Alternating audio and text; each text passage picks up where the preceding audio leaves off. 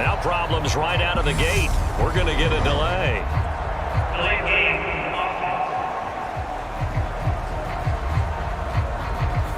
Now the offense knew it. They were already starting to walk back as that one is accepted.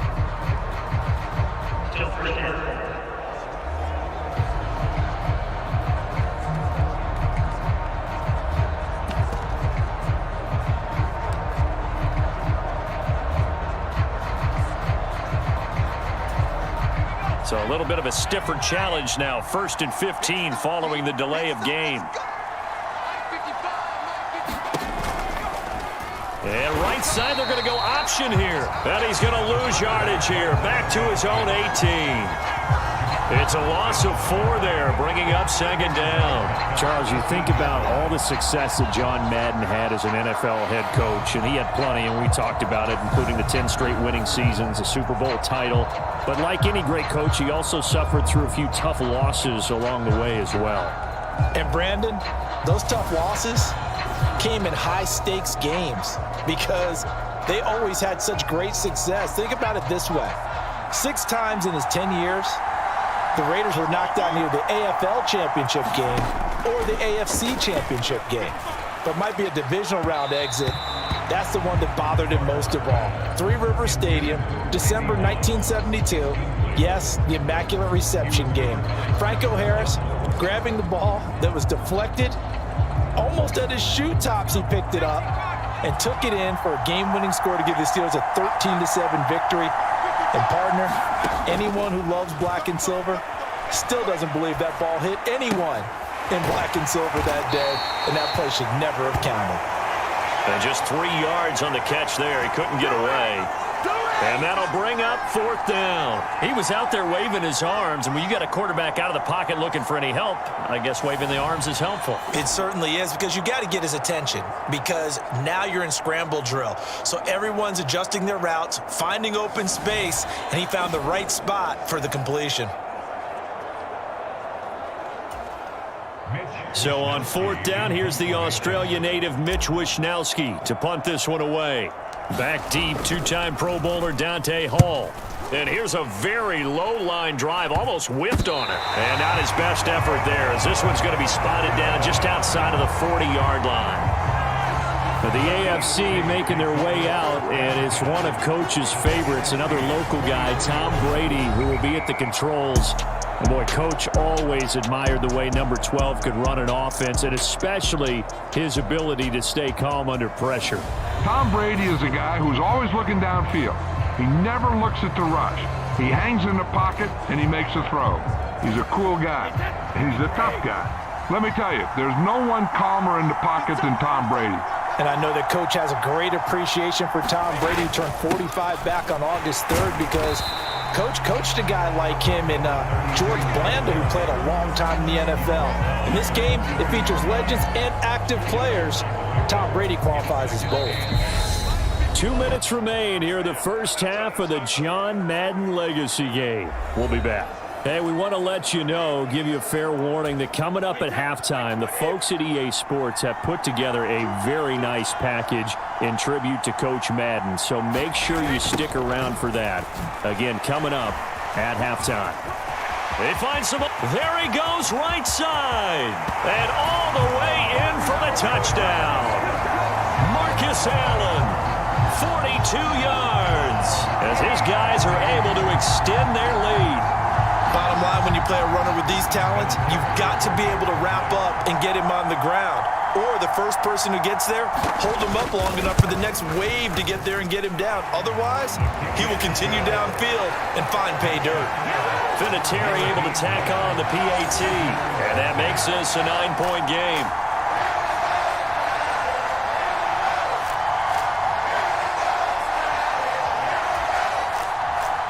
And here's Vinatieri now to kick it away after the touchdown. This will be fielded inside the 5. And he'll take it a yard or so past the 20, call it the 21. The NFC heading back out. Hall of Famer Randy Moss, a part of this offense.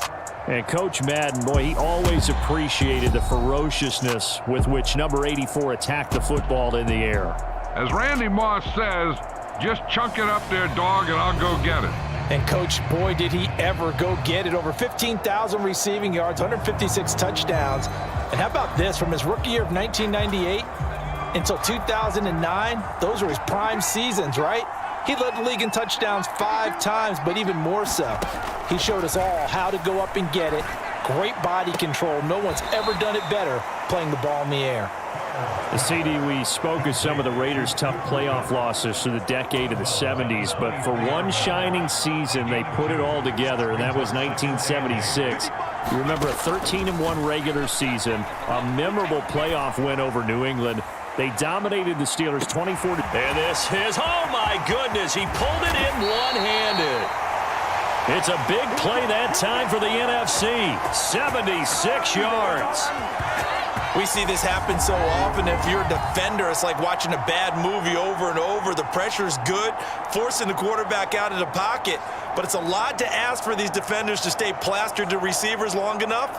And sure enough, they let a man come open, and the connection leads to a big play.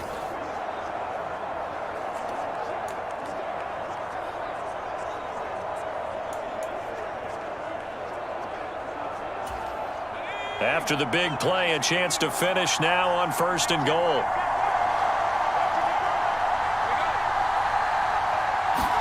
Now Favre. To the end zone, but it's incomplete. I'm really liking what I'm seeing from this defense because their coverage has been playing at a shutdown level so far. Even backed up late, they're forcing incompletions and fighting to keep them out of the end zone as the first half winds down. Under pressure now, and he's going to go down just inside the 5-yard line. They'll wind up losing 3 there on the sack, and that makes things tougher here on 3rd and goal. These sacks now, they're starting to pile up, Charles, and that front 7 defensively, they've had their way with this offensive line. And I think at this stage, we have to start thinking about different play calls. We've got to start helping this quarterback out because the entire game he's been under siege. I don't care what the down and distance. They've got to get the ball out of his hands a lot quicker. Line of scrimmage at the 4. Here's 3rd and goal. To throw is Favre. Toward the end zone, but that's going to wind up incomplete. Problems on 3rd down so far in this first half. Relatively small sample size, but they're now 0 for 3. And the average in the league, somewhere around 40% on 3rd down for offenses. So what's the answer to this? Either convert them or don't get to 3rd down in the first place. Get your big chunks of yards on 1st and 2nd down. Now Morton Anderson for the field goal try. From the left hash, a chip shot here. Anderson's kick is good, and they are on the board. It's now 9-3.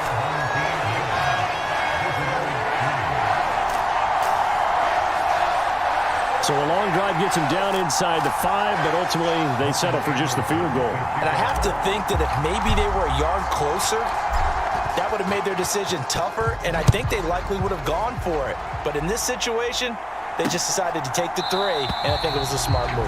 And not wanting to risk anything here late in the half, he'll just take a knee, and they'll bring the football out to the 25. The AFC offense heading back out. You know, Charles, Coach really loved to utilize his tight ends in the passing game. You think about Dave Casper, Hall of Famer for those great Raider teams.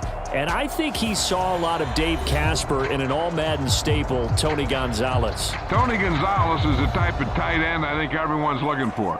He's a guy that can make some big plays from that tight end position.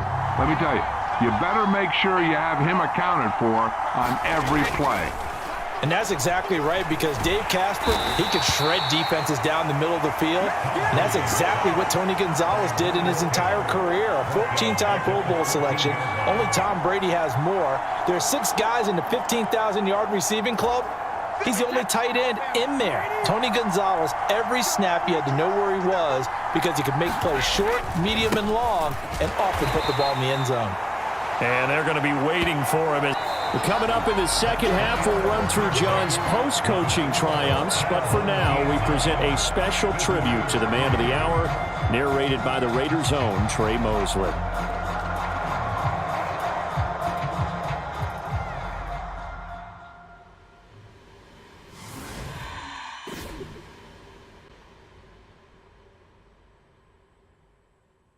What comes to mind when you hear the name Madden?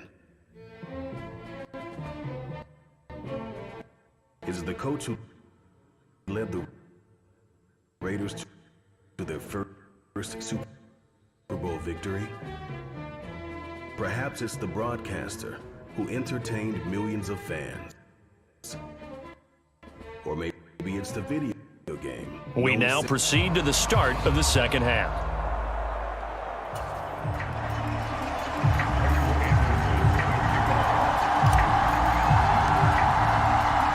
The AFC going to get the football first here as we are back underway from Oakland in the John Madden Legacy game. He was solid on the field goal, but not as solid on the kickoff there, and that'll put him at the 40-yard line to start this drive. Well, you don't see that often. He just mishit it, and it goes out of bounds. Well, I know sitting up here, and I'm looking at you, and you're looking at me, and I know we're both thinking the same thing. Isn't it easy enough to keep it between the sidelines? Because unless you're intentionally doing it for some reason, well, that's a costly mishit, and now you put your team in a bad spot. On a determined run there as he's going to take this all the way down near the 40. So now, Charles, to pick up the story we've been telling, John Madden at 42. He had just completed a 10-year stint as the coach of the Raiders. He wants to step away a bit from the grind of coaching, but he doesn't want to step away from the game of football. So he ends up signing on with CBS in 1979 to try his hand at broadcasting. And much like his coaching career, he was pretty much an instant success.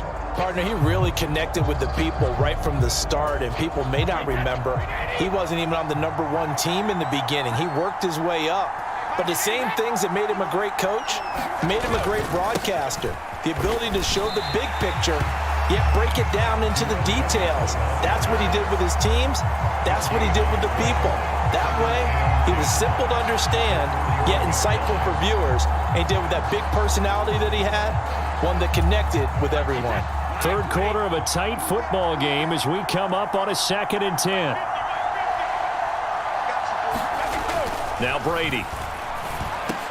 And it's a fumble.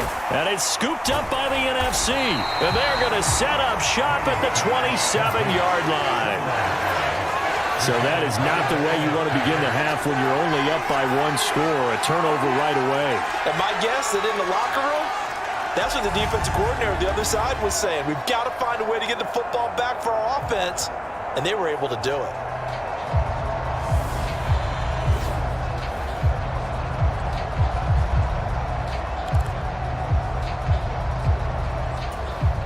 The offense for the NFC ready to get their next drive started.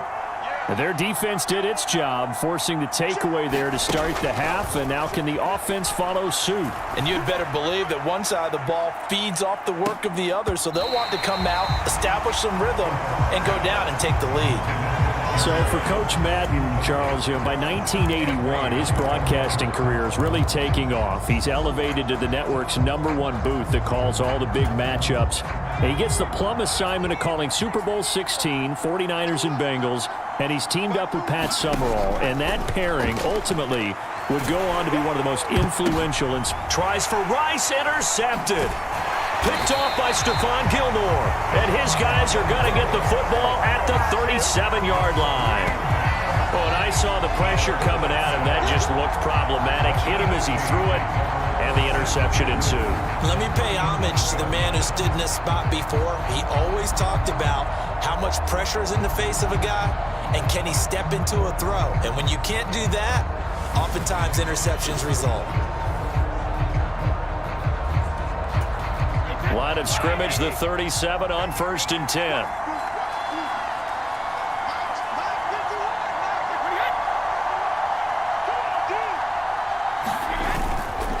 Here's Allen. Knifes his way forward here, but just 3 yards on the play. 2nd down. As you mentioned, CD, talking about John Madden, the broadcaster, he called 8 Super Bowls with Pat Summerall, 3 more with Al Michaels later in his career. He spent nearly 3 decades in the booth all told. And not only was he beloved for his mannerisms, we know that, but he was an innovator as well.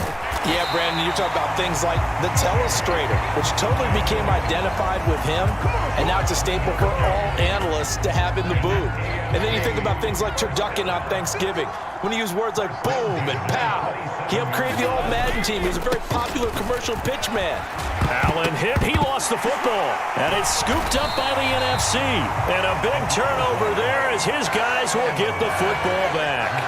Whenever I see a team turn it over on back-to-back drives, fumbles on their last two, I know one person's blood pressure who is starting to rise, and that's the head coach. Absolutely. And when's it going to go down? When they stop fumbling?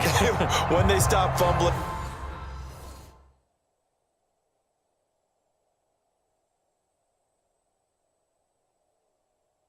And after he's assessed the game film, and only if they manage to win the game. Ready to begin their next drive here, the NFC offense. And really, Charles, not much of a surprise that they're losing. They just haven't been able to get much of anything going in the pass game. And as you well know, in today's NFL, if the passing game isn't working, usually not much else is working either. Exactly right about that, partner. And I know that right now the easy answer would be, hey, let's run the football. But that might not be everything you need. So despite the fact that they've struggled throwing it, they've got to find some type of a play, multiple plays, that puts the ball in the air and allows for them to have some success. Now, CD, we did get a little ahead of ourselves talking about John Madden, the broadcaster in the 90s and 2000s, because there was another product during that time period that he became quite famous for, and it's something that you and I know a little bit about, and that's the video game that bears his name. Originally John Madden Football when it was first released back in the late 1980s, and now known the world over simply as Madden. And Coach saw this originally as a way to teach the game of football. The early designs were for a 7-on-7 game, but he said no chance. He would not sign off on it. He wanted to be as realistic as possible. He told them, call me when it's 11-on-11. And they're going to fake it from deep in their own territory. And he will not...